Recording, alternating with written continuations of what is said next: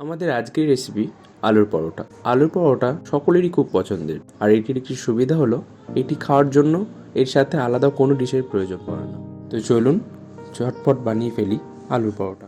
And yes, welcome to our channel স্নাইফ। আমি এখানে 400 গ্রাম আটা নিয়েছি।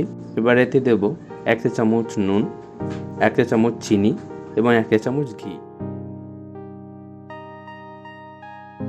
দিয়ে আটাটাকে হাতে করে হালকা করে নেড়ে চেড়ে নেব।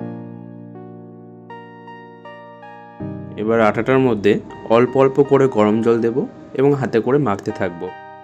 আটাটাকে সফটভাবে মেখে নিয়ে আমরা 10 থেকে 15 মিনিটের জন্য এটাকে রেস্টে ছেড়ে দেব। ততক্ষণে আমরা এর ফিলিংটা বানিয়ে নেব। আটাটা ঠিক এতটাই সফট মাখতে হবে। আমি পেঁয়াজ নিয়েছি একটা মিডিয়াম সাইজের এবং এটিকে এরকমভাবে চপ করে নিচ্ছি।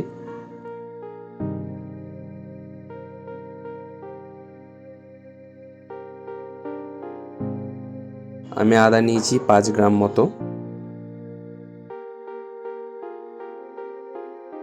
আদাটাকে এরকম পাতলা পাতলা করে কুচি করে নেবেন।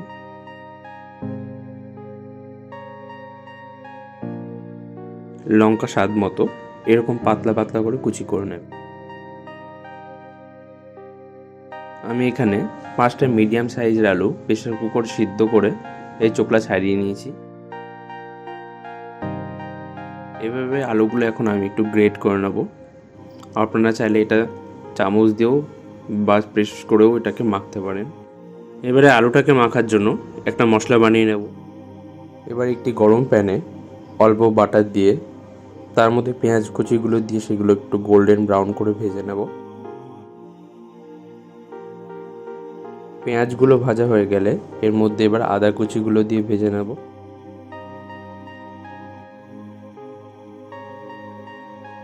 দিয়ে দেব লঙ্কা কুচি আর 1 চা চামচ ভাজা মশলাটা। এই ভাজা মশলার মধ্যে রয়েছে জিরে, ধনে এবং শুকনো লঙ্কা গুঁড়ো। এবারে এর মধ্যে ধনে পাতাগুলো অ্যাড করব। আপনারা চাইলে ধনে পাতাটা কাঁচা ইউজ করতে পারেন। ধনে পাতার বদলে আপনারা কারি পাতা বা কসুরি মেথিও ইউজ করতে পারেন। ফিলিং সম্পূর্ণ রেডি। এবারে এটিকে আমরা আলুর মধ্যে দিয়ে দেব। 1 চা চামচ চাট মশলা। এই আলুটার মধ্যে আরও দিতে হবে 1 চা চামচ নুন, হাফ চা চামচ কালো নুন বা বিট লবণ,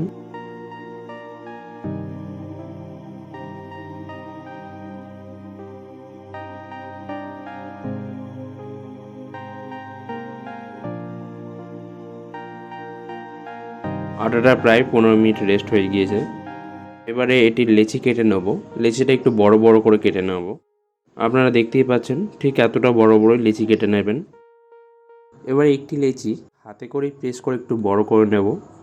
খেয়াল রাখবেন এই ডোটার চারপাশে প্রেস করবেন, মাঝখানে একদম প্রেস করবেন না। এবং এটি একটি বাটির আকার দিয়ে এর মধ্যিখানে আমরা এই আলুর পুরটা দিয়ে দেব।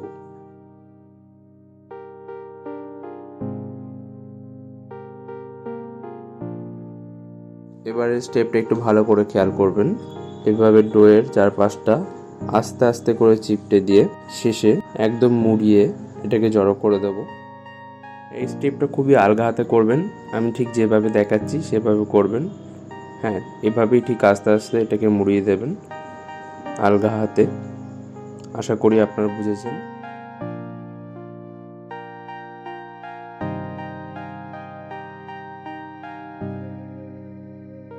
এবার এই ডোটিকে বেলে নেওয়ার পালা। যতটা পারবেন এভাবে আলগা হাতে প্রেস করে এটাকে বড় করে নেওয়ার চেষ্টা করবেন। তারপরে বেলনি দিয়ে এটি ডান দিকটাতে প্রেস করে করে এটাকে ঘুরিয়ে ঘুরিয়ে বেলে নিতে হবে। মানে একটা হাতে অর্থাৎ ডান হাতে এটাকে প্রেস করবেন এবং বাঁ হাতে রুটিটাকে ঘুরিয়ে নিয়ে তারপরে আর একবার প্রেস করবেন। টোটাল 3 থেকে 4 বার এভাবে করলেই পুরো রুটিটা গোল হয়ে যাবে।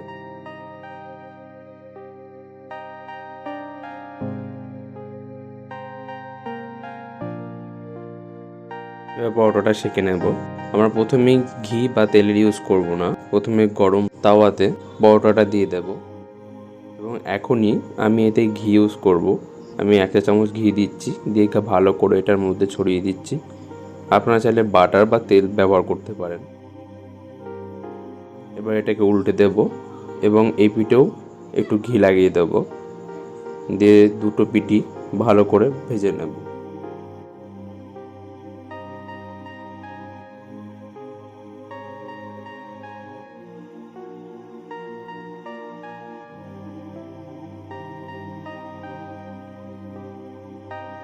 পরোটা ভালো মতো ভাজা হয়ে গিয়েছে, দেখতেই পাচ্ছেন কি সুন্দর কালার এসছে, দেখতেও কত সুন্দর লাগছে। তাহলে আলুর পরোটা সম্পূর্ণ রেডি। চলুন এবার এটাকে সার্ভ করি দই আর লঙ্কার আচার দিয়ে। আলুর পরোটা কিন্তু এই লঙ্কার আচার দিয়ে খেতেই বেস্ট লাগে। আপনারা চাইলে আমি এই লঙ্কার আচারের রেসিপিটা আপনাদের সাথে শেয়ার করতে পারি। তাহলে বাড়িতে ঝটফট বানিয়ে ফেলুন আলুর পরোটা এবং আমাকে জানান আপনাদের কেমন লাগলো এই রেসিপিটা। ভালো লাগলে অবশ্যই লাইক করবেন, সাবস্ক্রাইব করবেন আমার চ্যানেল।